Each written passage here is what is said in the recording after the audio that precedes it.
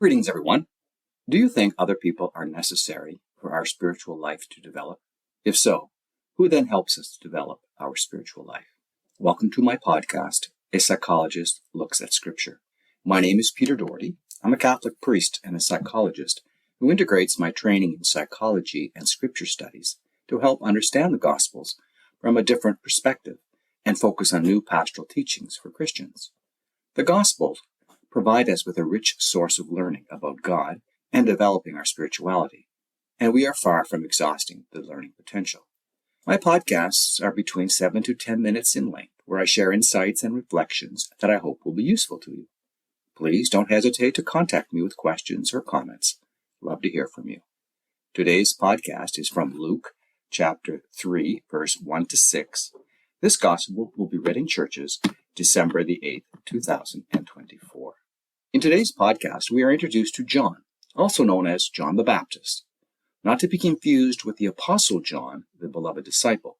John the Baptist was related to Jesus. His mother Elizabeth and Mary, the mother of Jesus, were first cousins. Likely John and Jesus knew each other while they were growing up. John is seen as the one prophesized by the great prophet Isaiah to prepare the people to receive the Messiah. Matthew chapter 3, verse 1 to 3, Mark chapter 1, verse 2 to 3, and Luke chapter 3, verse 4 to 6. The original prophecy is in Isaiah, and that's in chapter 40, verse 3. John was a prominent figure in the ministry of Jesus. He baptized Jesus and even sent at least 2 of his disciples to join Jesus. See this in the Gospel of John, verse 1 to 36 to 37. John was well received by the people, and many did wonder if John was in fact the Messiah instead of Jesus. We see this in Luke chapter 3, verse 15, and John verse 1, 19 to 25. John was eccentric, apparently living in the desert and eating grasshoppers and wild honey. He did attract a large following. He spoke his truth to the powerful, and as expected, he was arrested for criticizing the king, who had married his sister-in-law. John would later be beheaded. His life in the desert must have been harsh, and we really don't know much about him. John, however, was given an important role in our faith and in religious history, but I wonder if he was fully aware of it. When he was imprisoned, I suspect he wondered if it was all worth it. Yet, John played an important role in the people's spiritual development. His teachings helped prepare the people to be able to develop their faith in Jesus.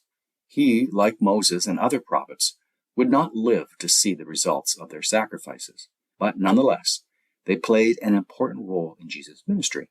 I wonder if Jesus would have been successful without John's involvement. I'm wondering if there's a lesson for us. We, like Jesus, have had people in our lives that have helped us on our way. In a sense, our successes are not totally our own. Others have helped us along the way, and by recognizing their role in our spiritual development, we in turn are called to support other individuals on their journey. In a study, researchers at Brigham Young University recently discovered that participation in family history work significantly improved self-esteem by 8% and reduced anxiety by 20% among young adults. This improvement is attributed to a greater sense of identity and connection to family, which enhances all psychological resilience. With Barry M. Lunt, co-authored the study Improving Psychological Well-Being of Young Adults by conducting family history research. Their study is published in the journal Genealogy and Family History in 2022. They found that those who participate more in family history work have higher self-esteem, reduced anxiety, and greater resilience. When we talk about community, we often see community as consisting of family, friends, and those around us. John the Baptist reminds us that those who have gone before us, our spiritual ancestors, if you will, are also part of our lives and have helped us to shape us and have provided opportunities for our spiritual growth. Yes, our ancestors had their issues, and we may do things differently now, but let us not forget the impact they've had in our life. Both personally and professionally, I've learned that engaging with one's ancestry can help serve as a powerful tool for healing generational trauma. By learning about the struggles and resilience of our ancestors, individuals can reframe their own experiences and emotions, fostering a sense of empowerment and resilience. This process of remembering helps to disrupt cycles of trauma that may affect subsequent generations. The role that John the Baptist had reminds us to spend some time focusing on people whose shoulders we stand on, those who challenged us, nurtured us, and played an important role in bringing us to where we are today. It's not a question of comparing ourselves to previous generations or measuring our accomplishments and even our shortcomings against theirs.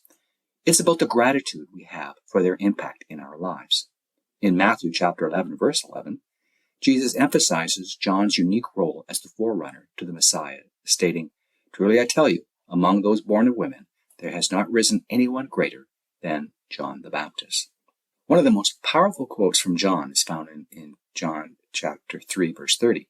"He must increase, and I must decrease." In this passage, John recognizes his role in Jesus' ministry. I invite you to reflect on people in your life who have had a major impact in your life. Perhaps it was something they said, or a kind gesture, or simply the relationship they had with you. Maybe this person was a mentor, teacher, friend, or someone you just got to know. It's good for our spiritual development to pause and reflect on the roles others have played in our lives. Let me ask you, do they know the impact they had on your life? Some may know, but I suspect there are many others who do not realize the impact they've had in your life. Could the reverse be true? Have you had an impact on a person's life and you don't know it? We would do well to take time to reflect on the possible impact we have had on others. I teach a course in ethics at a medical school. During the very first class, I remind the medical students that someday, when they are doctors, their own patients will trust them with information, revealing to them what they have not shared with other people, including family members, friends, and perhaps even their partners. I asked the medical students why they think that this is the reason, or this happens. Eventually, a student will respond, "Because we are doctors." To which I respond, yes, they trust you because you are a doctor, not because you did anything to earn it. You are standing on the shoulders of doctors before you who earned that trust, and it is now your job to safeguard that trust and see that it is passed on to the next generation of physicians. We also have mentors, the people in our lives who have shared their experiences with us, and because of them, we are better off professionally, emotionally, and spiritually. Taking time to pause and reflect on those whose life and teachings have positively impacted our lives can be critical in our faith development. On those insights, also recognize that we will be called to impact other people's lives, that of family, friends, and even strangers. We may have already had an impact, either knowing or not. Sometimes we will know we have impacted someone's life. Other times we will not know. It doesn't matter. Live your life knowing that you will impact many people's faith life. Thank you for listening. I invite you to join me next week when I examine the Gospel of Luke, who describes in more detail the teachings of John the Baptist. If this is the first time you've heard my podcast and you are interested in hearing more, I urge you to listen to my podcast listed on the website. Every Sunday, I release a new podcast focusing on the gospel for the following week. I invite you to listen to all the podcasts, and I hope the reflections are useful to you. The podcast, A Psychologist Looks at Scripture, is found on most platforms that carry podcasts. The podcast is also available on YouTube. Please do not hesitate to subscribe and leave a review. Feedback from my listeners can be helpful in the development of the podcast. Also, if you have any special questions that I could further develop and answer for you in the podcast, please let me know. I'd also like to take this opportunity to thank my team, Heather Patel-Doherty and Richard Coulon, who play an important part in the preparation for this podcast. If you have any questions or concerns, I can be reached by email at peter.doherty, that's DOHERTYOMI, @gmail.com. God bless and have a great week.